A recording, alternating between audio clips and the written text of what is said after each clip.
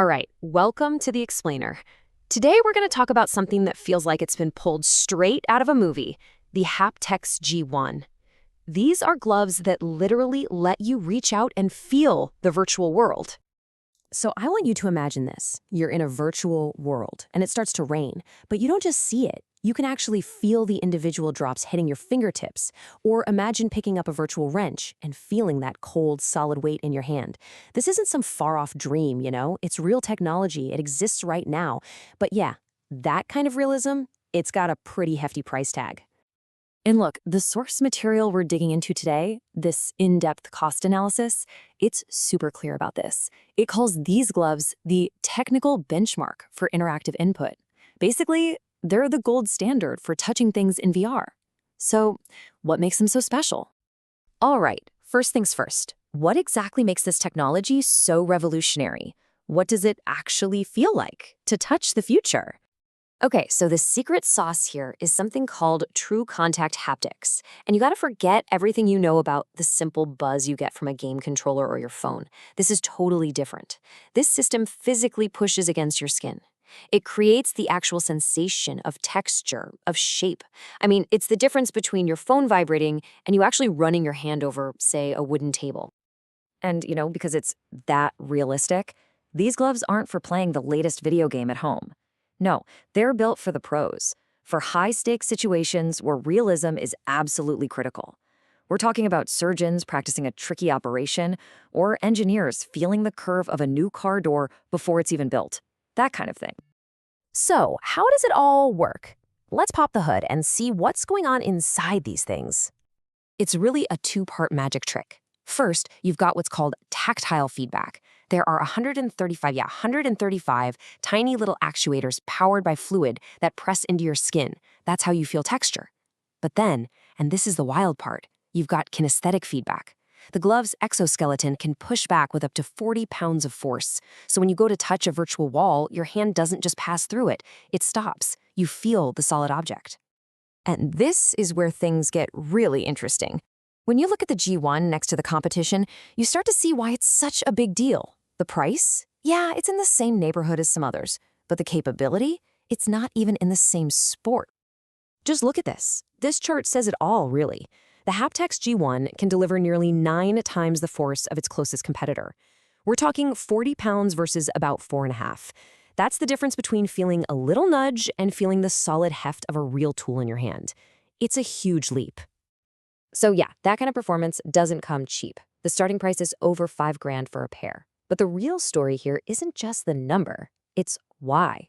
What specific parts of this tech are driving that cost up so high? And that's what we're really here to unpack. What's behind that big price tag? Turns out it mostly boils down to two key things. This chart breaks it down perfectly. The cost isn't spread out all over the place. No, look at this. More than 2/3 of the entire manufacturing cost comes from just two super specialized custom systems. So who are the two main culprits? First, you've got the microfluidic actuator array. That's the complex, fabric-like layer inside the glove. And second, there's the external Airpack. Think of it like the lungs for the whole system. It's this wearable unit that generates all the compressed air to make the glove work. And because both of these are custom-made in low volumes, well, that's where the cost comes from. And honestly, this Airpack, it's the real bottleneck here. It's a whole separate piece of hardware you have to wear. It's bulky, it's heavy, and the battery only lasts for about 3 hours. This thing is the single biggest barrier to making these gloves cheaper, smaller, and just easier for people to use. So that leads to the million-dollar question, right?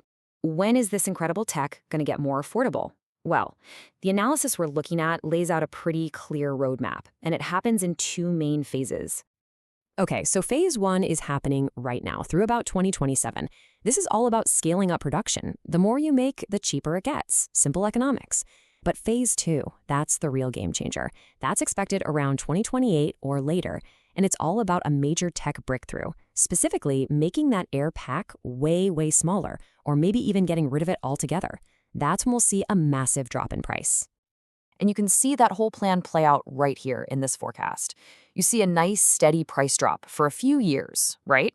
And then, boom, after 2028, it gets much steeper as that new tech hits the market. The projection is that the price could fall by more than half by 2030. That would make it way more accessible for a lot more people. But let's not get ahead of ourselves. This whole bright, affordable future depends on one thing: solving the Airpack problem. Seriously, the road to a haptic glove you or I might own runs straight through making that power source smaller and better. Okay, so what does this all mean for a company that could really use this tech today? What's the bottom line? Do you buy now or do you wait? Well, the analysis pretty much lays out two clear paths. If you're in a field like defense or advanced medical training and you need the absolute best, most realistic feedback right now, then yeah, you should probably invest today. But if your budget is a bit tighter, or if you'd rather have something smaller and more mobile, then you know what? Waiting a few years for that next generation is probably the smarter play. And all of this leaves us with one last, pretty mind-blowing thought. The journey for this tech, from a super expensive tool for specialists to something more mainstream, it really feels like a matter of when, not if. And when that happens, when virtual touch is perfected and affordable, it's not just going to change professional training. It has the power to completely change how we all work, how we learn, and how we connect with each other in the digital world.